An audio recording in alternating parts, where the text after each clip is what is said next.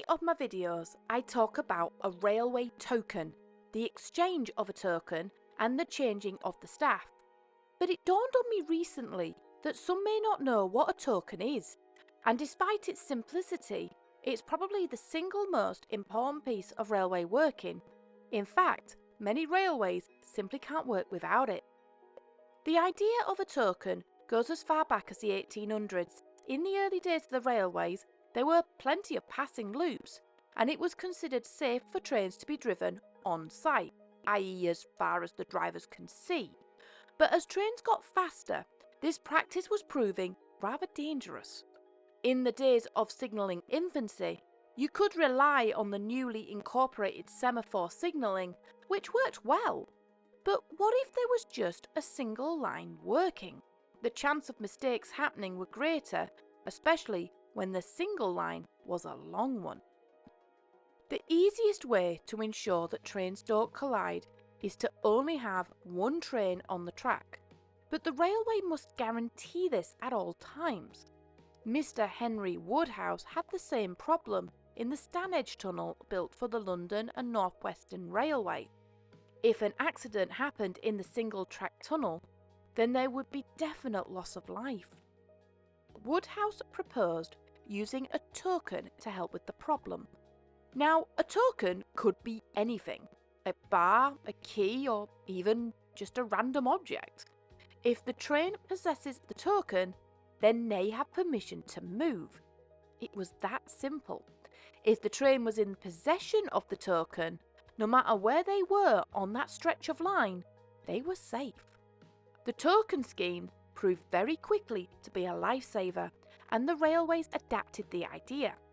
To help denote it as a token, the name of the section or the two signal boxes it covered was engraved on it. For ease of swapping between signaller and train crews, the token was usually in the shape of a staff. Even today, crews refer to the token as a staff. While the token was great in keeping people safe, it was only practical if the trains were running both on the up and the down lines. One train would take it up and the other would take it down. But what if there were two trains wanting to go up? So again, the token idea was adapted. If it was known that two or more trains were heading up, then instead of grabbing the token, the crews would only need to see it. This is to prove that the token was not at the other end of the section. To prove that they had permission, the signaller would then either write the crews a ticket or give them a small metal one.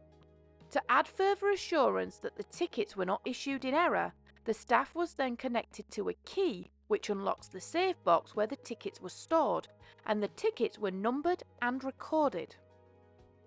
But this system was still too inefficient, prone to improper use, and there were still times that the token was stuck up the tracks. So in 1878, an inventor by the name of Edward Tyre patented the first ever electric token machine.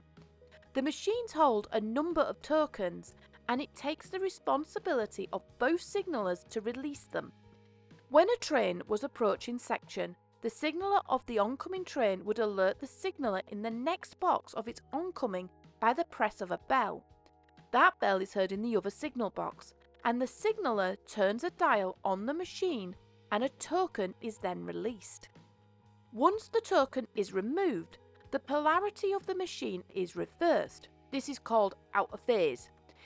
Even if you try and get another token out, because of the reversal of the polarity, it won't work. The only way that the signallers can release a token is to put the machine back in phase, basically put in the token.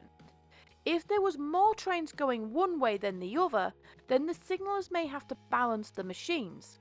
A device called a balancer is used to take a number of tokens out of a machine to transfer it to the other machine all at once. To prevent the wrong token being put into the wrong machine, as each signal box had to have two machines to work, one incoming and one outbounding, the tokens were individually shaped for that section. Tyre used flat discs called tablets rather than staffs, which had the name of the section and the two signal boxes. In 1888, a new machine was patented by the London and North Western Railway that instead of using discs, used staffs that many were used to. Tyre was not happy and said it infringed on his patent, so the LNWR, not wanting a fight, agreed to pay him £2 per machine. It might not sound a lot, but in the 1800s, that was a sizable amount.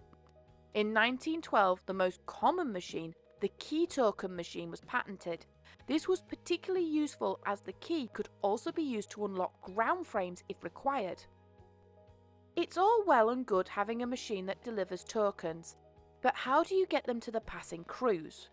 The railways were not fans of engines stopping at every signal box just to exchange the token, so the tokens were placed in leather pouches attached to a sturdy hoop.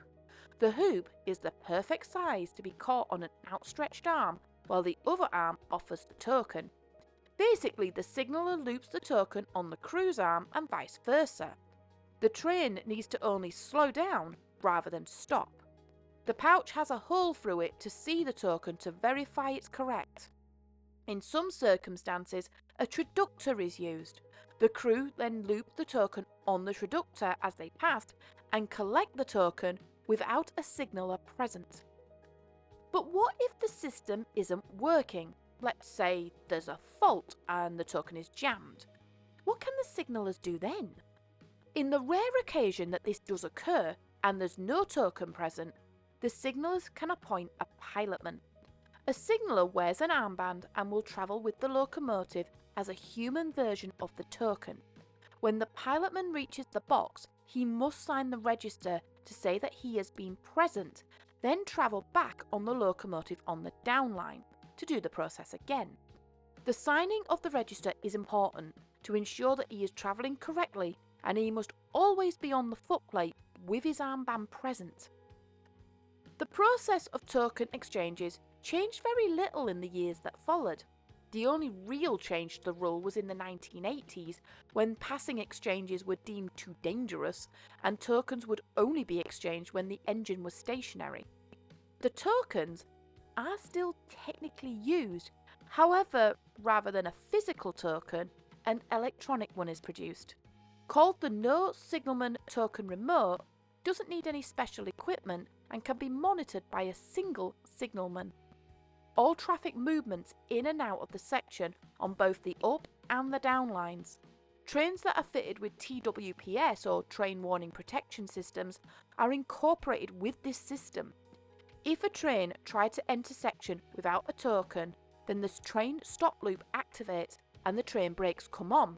Major routes are regulated by large signalling hubs who would monitor train movements and give out digital tokens when required.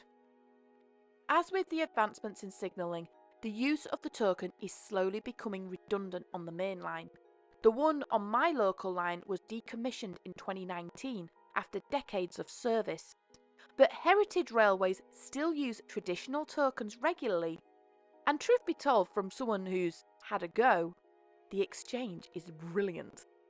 Although if you drop it, and yeah, it does happen, you'll never hear the end of it.